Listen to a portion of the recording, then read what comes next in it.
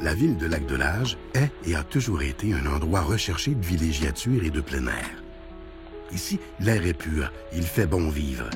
Le magnifique lac, les paysages bucoliques nichés en montagne font de Lac-de-Lage un endroit charmant et attachant. Bien que la petite communauté regroupe seulement une centaine de familles, les Delageois et Delageoises sont ici serrés et ont à cœur leur milieu. Ce qui fait de la région un endroit dynamique et plein de vie. En 60 ans, la ville a évolué, mais le territoire témoigne toujours d'une belle et riche histoire où tout commence par un lac. Place à la mémoire.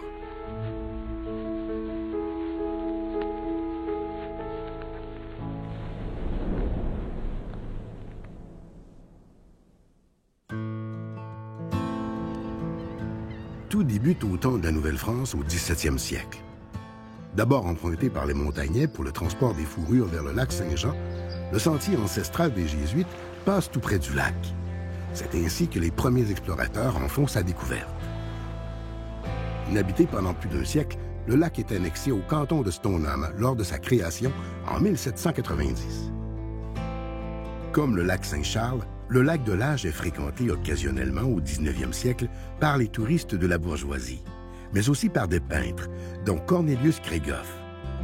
Sur deux de ses toiles apparaît le lac Laurent, nom donné au plan d'eau à l'époque. Toutefois, comme plusieurs autres toponymes, il y a eu plusieurs déformations.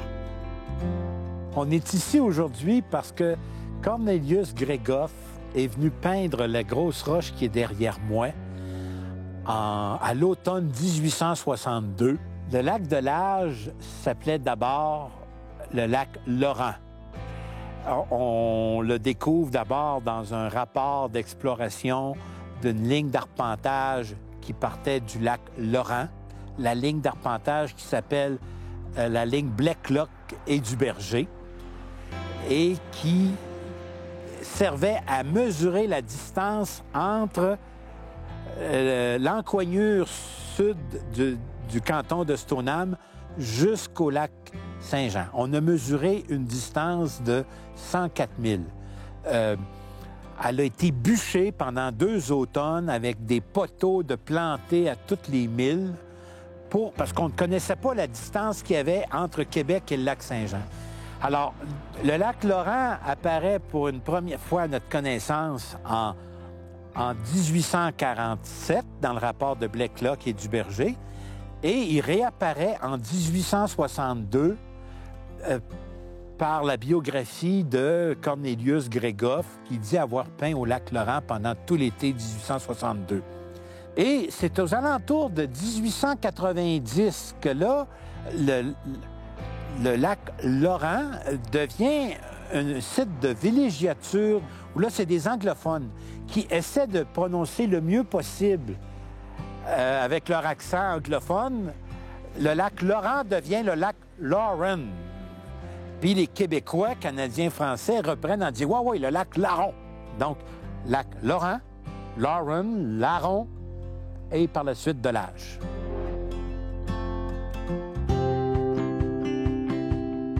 En 1864, les terres situées au nord du lac de Lage sont la propriété de la famille Dunn. Elles passent ensuite à William Charles Wood, qui les revend à l'une des familles bourgeoises anglophones de Québec, les Gales, provenant d'Angleterre vers 1900. Ils y construisent un vaste domaine appelé Rockland Farm et l'occupent pendant plus de 30 ans. C'est en 1912 que la famille Gates va se voir conférer un droit pour l'ensemble des terres et du lac de Lage. Donc, ce sera vraiment un grand domaine privé à l'époque. Puis même à cette époque-là, la famille Gaze va se faire construire un château, donc vraiment une grande résidence secondaire. Château qui va être accompagné d'une résidence pour les employés aussi. Et cette résidence-là, c'est la seule qui subsiste. C'est une résidence de grande envergure quand même, là, ce qui peut nous donner une idée de la grosseur là, de la résidence de la famille Gaze. Et c'est un domaine là, qui va vraiment être aménagé. Il va y avoir des bâtiments agricoles. Il va même y avoir aussi des jardins qui vont surplomber là, la résidence. Il va même y avoir un verger dans ce qu'on appelle aujourd'hui la Haute-Ville, là, ce qui correspond à l'avenue du Verger. Et avec l'aménagement des maisons jumelées qui sont déménagées de Place Laurier, ce verger-là là, va être un peu anéanti, mais il va néanmoins subsister quelques pommiers. Et aujourd'hui, il y a même des gens là, qui utilisent ces pommes-là pour fabriquer de la gelée de pommes. Donc, je trouve que c'est un témoignage intéressant de l'histoire du lac de Lage qui est encore vivant aujourd'hui. La vocation de Rockland Farm change alors que Richard Webster, président de la Canadian Import et le Trust Royal, en fait l'acquisition en 1939. Ce haut lieu de villégiature se voit donner la vocation de ferme d'élevage, qui ne compte pas moins de 45 animaux de race. Comme la famille n'habite pas les lieux en permanence, elle engage des résidents des alentours pour l'entretien des bêtes et des bâtisses. En plus d'implanter une ferme modèle, la famille Webster entreprend plusieurs améliorations au domaine. Dans les années 40, elle procède à l'électrification et y construit un accès routier à partir du chemin de la Grande Ligne en 1948. Elle y aménage également une pente de ski qui favorisera plus tard le développement récréo-touristique qui sera au centre de son évolution.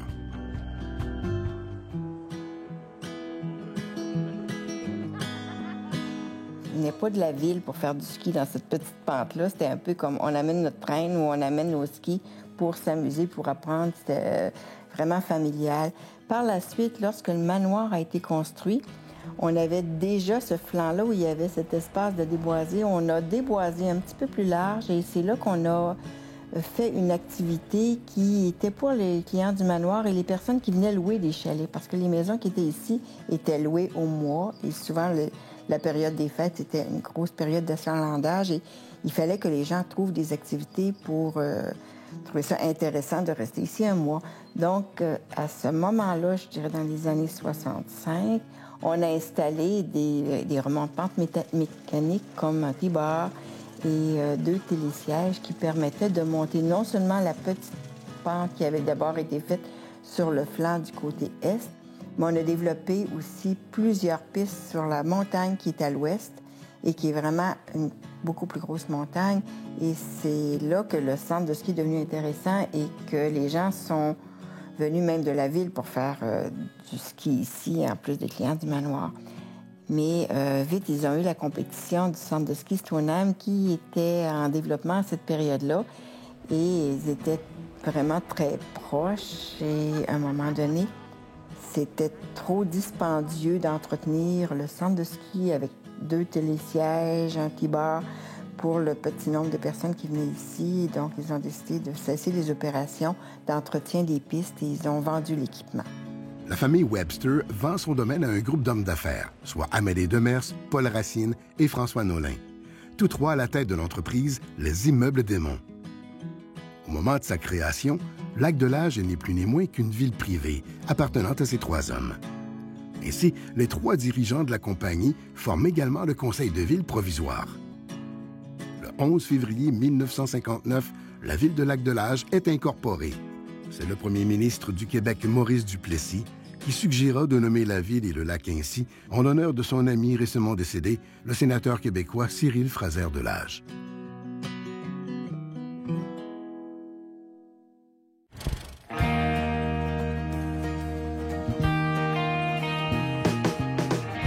Les promoteurs ont le vent dans les voiles. Le manoir du Lac-de-Lage est érigé à l'hiver 1963-64. L'architecte engagé est Isaac Miron de Westmount, un habitué des projets domiciliaires. L'hôtel est alors composé de 2 bâtiments distincts reliés entre eux. Le premier, circulaire, offre les aires publiques. On y retrouve l'accueil et vestibule et au second étage, un grand salon-bar vitré pour admirer la nature. L'autre bâtiment, rectangulaire, est réservé aux chambres. La salle où on se trouve présentement faisait partie intégrale de la construction avec une aile de chambre qui consistait de 37 chambres sur 2 étages. Suite à ça, en 1976, l'hôtel a été agrandi, une 2e aile qui a amené le total du nombre de chambres à 86. Mon grand-père, on vivait avec lui parce que ma grand-mère était décédée. Donc, on venait passer tous les étés au Lac-de-Lage et tous les hivers, également les fins de semaine, la période des fêtes. Et on trouvait intéressant parce qu'en fait, on était comme un club med où on avait des activités, où on pouvait aller à la piscine du manoir l'été, utiliser les voiliers. Et l'hiver, on avait le ski, on avait des activités à longueur d'année. Donc, c'était pour nous vraiment intéressant. Puis c'était le rêve de mon grand-père de dire on veut faire cette ville. C'était un rêve de faire un genre de club med pas loin de la ville. C'était un petit peu comme ça qu'il était visionnaire pour amener quelque chose de nouveau qui n'était pas très connu à l'époque d'avoir une ville de villégiature. Le développement du Lac-de-L'Âge bat son plein. Le premier plan d'urbanisme est novateur. Il prévoit 5 quartiers d'une centaine de maisons locatives de style chalet suisse, regroupées autour du manoir qui devient rapidement un lieu de rencontre prisé. Plusieurs infrastructures sont érigées, dont un quai d'accès au lac qui séduit tout autant les résidents que les plaisanciers. À 16, 17, 18 ans, j'ai eu la chance de travailler pendant 3 étés en tant que responsable des activités nautiques. À l'époque, on était un peu les beach bums du coin, là. Alors, c'était un fait qu'il y avait un petit prestige d'être le moniteur de ski nautique et il y avait tout le glamour qui venait autour de ça. C'est des bons souvenirs. C'est pas mauvais c'est pas mauvais de se rappeler de ça.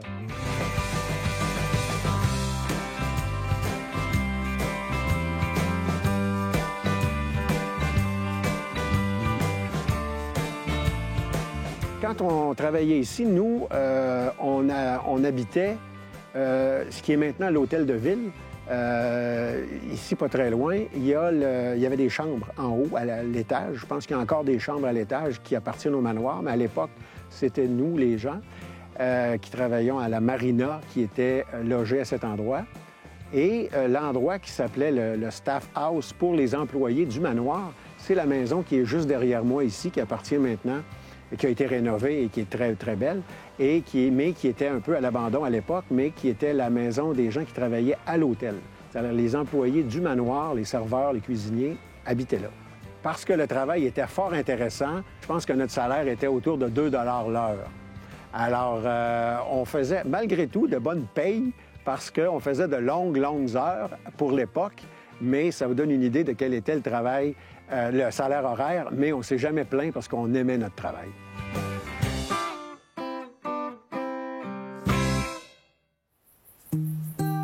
À cette époque d'après-guerre, l'ère de la banlieue débute au Québec.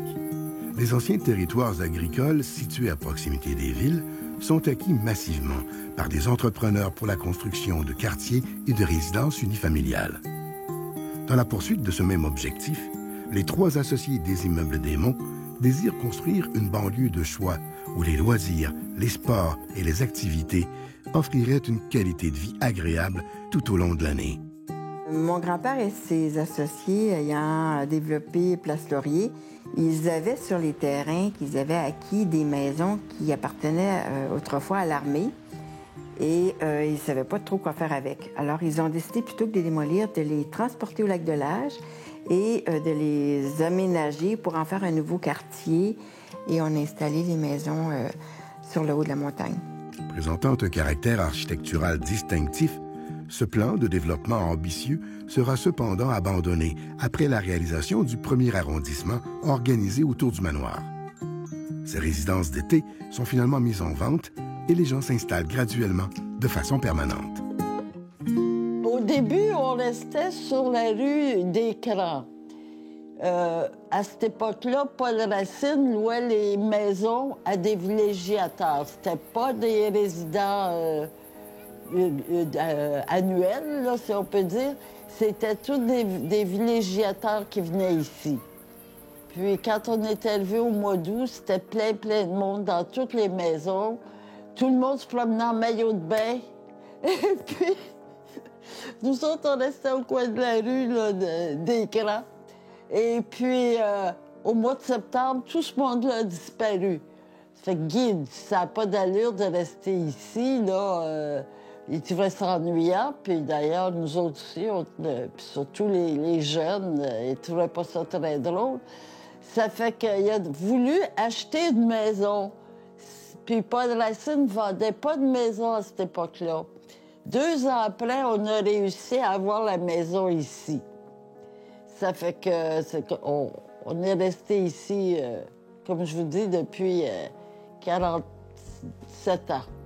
Puis dans ce temps-là, c'était de la forêt. De l'autre côté, il n'y avait pas de maison, c'était la forêt. Le courrier n'était pas ici en haut. Il fallait descendre près de l'hôtel de ville pour aller chercher le courrier. Ça fait que là, tous les jours, je partais en ski, je montais la côte par là, puis je redescendais sur les pistes de ski pour aller chercher mon courrier. Ça, c'était un sport obligatoire, ça. À tous les jours, il fallait faire ça pour aller chercher le courrier. Le développement immobilier ralentit significativement dans les années 80, alors que le Québec est frappé par une sérieuse récession. Le chômage, la hausse des taux d'intérêt et l'inflation freinent entreprises et particuliers. À partir de 1990, la partie ouest du lac est développée dans une optique totalement différente de la thématique de la partie nord-est initiale. Les lots sont de différentes dimensions et l'architecture est plus libre. Destinée à une clientèle plus aisée, cette seconde phase comporte des lotissements de faible densité et abondamment boisés.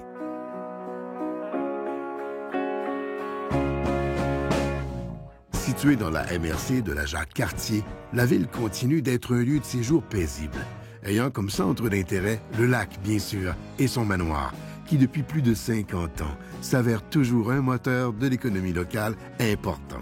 Durant plusieurs années, il y a eu des changements de propriétaire à 2 ou 3 reprises, jusqu'à ce que le propriétaire présent, M. André Gauthier, acquiert le manoir en 1996.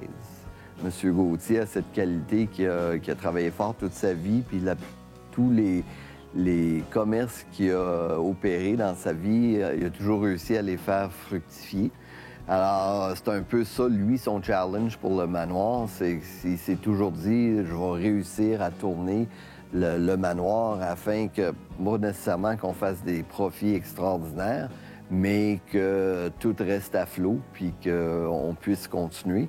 En pleine saison, on doit avoir entre 80 à une centaine d'employés. Alors, il ne faut pas jamais oublier que le manoir, d'une façon, puis humblement, fait quand même vivre de 80 à 100 familles.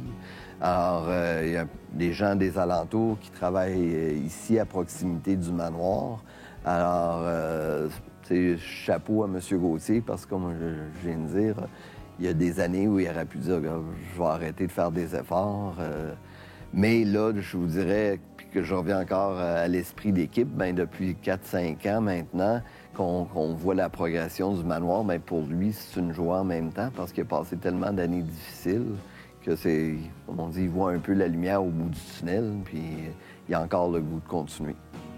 Bien, qu'est-ce que j'aime de mon travail, c'est, premièrement, c'est la proximité. C'est le fun parce que les gens ici sont vraiment en vacances, puis travailler dans un endroit comme ça, bien, je me sens moi-même toujours en vacances.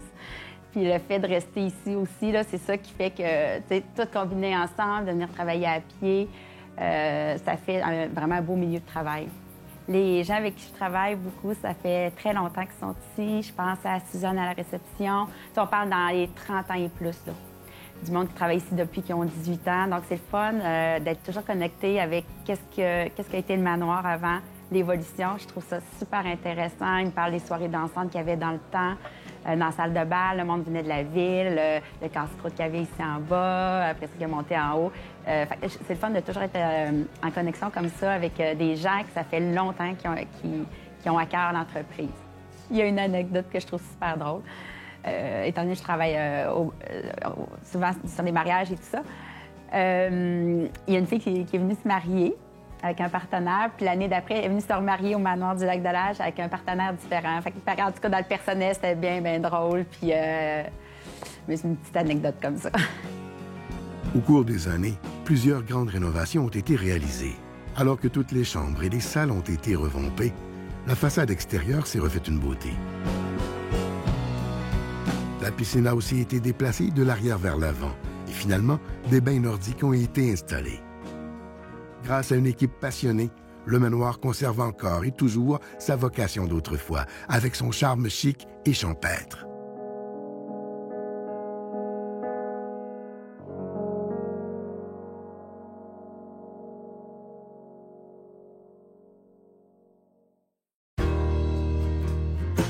Aujourd'hui, le Lac-de-L'Âge a grandi et sa population, au nombre d'environ 700 habitants, protège et conserve son milieu de vie agréable. Les citoyens sont reconnaissants et savent la chance qu'ils ont de vivre dans cet environnement unique. Ici, l'engagement est palpable. Très impliqués dans leur communauté, les Delageois et les Delageoises ont à cœur la vitalité de leur milieu. Quand je suis arrivé ici, j'avais le goût, étant dans le milieu communautaire depuis 15-16 ans, mais ça faisait plein de sens pour moi, je voulais m'y impliquer. Donc, je suis allé quelques fois au conseil municipal, puis à ce moment-là, j'ai senti qu'il y avait une ouverture pour proposer des choses. Par exemple, il y avait un sujet qui sortait, mais là, tu proposes quelque chose, puis là, tu te rends compte que un petit peu après, ça s'est réalisé, ta suggestion a été prise en compte. Donc là, j'avais l'impression que j'étais pas juste quelqu'un qui donnait des suggestions comme ça puis que ça tombait à l'eau. J'avais l'impression qu'il y avait vraiment une écoute du conseil municipal. Et fait que suite à ça, tout c'est comme emboîté. Tu sais, quand tu te sens que les gens sont à ton écoute, là, tu te dis, ça serait chouette de m'impliquer encore plus, d'en donner plus. Fait que c'est ça qui a fait qu'après ça, que je me suis impliqué dans le comité de la famille, après ça comme conseiller municipal. Puis cette écoute-là, elle reste encore. Puis il y a encore des initiatives, des idées. Là, je pense au groupe de Scrabble, des citoyens qui, eux autres, décident d'aller à la municipalité puis disent, nous autres, on aimerait ça former un groupe de Scrabble. Très bien, on va vous prêter un local, vous allez pouvoir venir et tout ça. Fait qu'il y a comme... Il y a beaucoup de possibles ici parce que, justement, on peut bénéficier d'une forte vitalité communautaire. Sur notre population de 686 personnes, tu as à peu près le 20 un cinquième de la population qui est impliquée en tant que bénévole dans le milieu. Fait que, ça démontre vraiment que les gens sont intéressés à s'impliquer. C'est pas juste moi, les autres aussi, ils ont le goût d'apporter, mais à différents niveaux. Ça peut être s'impliquer dans la fête des Tucs, ça peut être... Donc, c'est ça, je pense que ce qui nous rassemble, tout le monde qui habite ici, c'est vraiment la joie de vivre ici, de préserver notre joyau, notre milieu, mais de mettre du nôtre aussi, en travaillant bien sûr avec le conseil municipal, avec les employés de la ville qui font un travail extraordinaire. Donc c'est vraiment tous ces acteurs-là ensemble qui font qu'on a une belle communauté. Puis en tout cas pour moi, je trouve ça très rafraîchissant, puis ça me donne le goût d'en donner plus, puis de m'y impliquer encore plus. Puis voilà. Ici, c'est vraiment resté intact et je pense que c'est ça sa grande force. Si vous visitez une ville que vous n'avez pas visitée depuis 25, 30 ou 40 ans, c'est pas sûr que vous allez retrouver la même chose. Ici, c'est ce qui s'est passé. Alors, bravo pour le Lac-de-Lage d'avoir conservé cet esprit d'amants de la nature et de gens qui aiment la qualité de vie.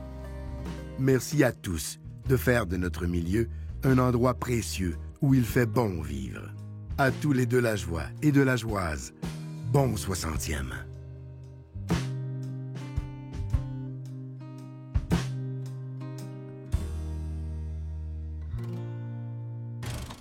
Quand tu veux. Mauvais vendeur.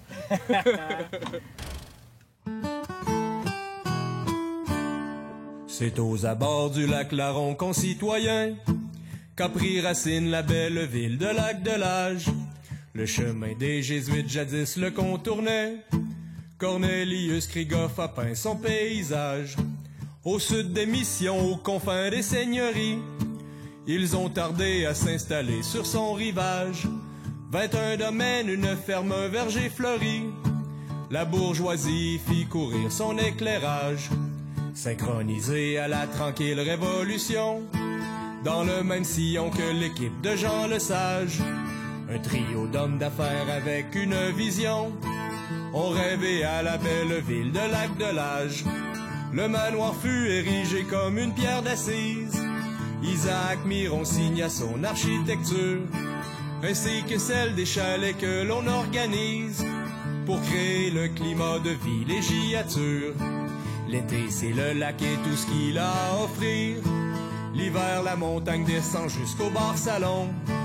On y vient pour y consommer la joie de vivre, en ski sur les pistes ou derrière l'embarcation. Un lot de maisons déportées de Place Laurier est arrivé en prenant le boulevard Talbot. Depuis ce temps, la ville d'âme s'est peuplée de résidents qui ont pas les deux pieds dans la même botte. Les années passèrent en amenant leur changement. La colline lentement s'est mise à reboiser. L'eau qu'on libère étant celle d'un bassin versant. Il fallut faire le nécessaire pour l'épargner. On y échange des vœux de mariage par milliers. Les vacanciers repartent charmés par leur passage. Le lac de l'Âge, c'est le trésor le mieux gardé. Le nénuphar qui trône sur le marécage. Le cri du huard nous revient à chaque printemps. L'automne nous surprend chaque fois avec ses couleurs. Par un ciel bleu ou par un jour de mauvais temps, l'environnement nous procure toujours une chaleur. La fête des tucs rallie les grands, marque les petits. On fraternise au 5 à 7 à la Saint-Jean. En s'impliquant, on peut servir notre appétit. Du miel, des œufs ainsi qu'un jardin florissant. Les sentiers sont à l'aube des vélos à l'année. Le tour du lac nous mène au quai ou à la plage. Le sentiment que développent les jeunes, les aînés. Beau comme un crépuscule teinté de musique jazz. Pour y entrer, c'est simple, il n'y a qu'un seul accès. Ceux qui l'empruntent doivent respecter leur entourage. Rentrer à la maison, c'est rentrer au chalet. Merci à ceux qui perpétuent cet héritage. Allons tous ensemble maintenant, concitoyens. Nous chérirons la belle ville de Lac de l'Âge. Allons tous ensemble maintenant, concitoyens. Nous chérirons la belle ville de Lac de l'Âge.